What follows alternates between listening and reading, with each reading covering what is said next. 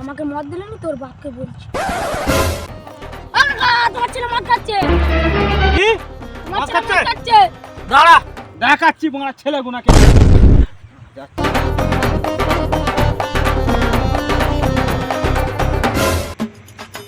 ভাই বো মদ দা দাদলি খা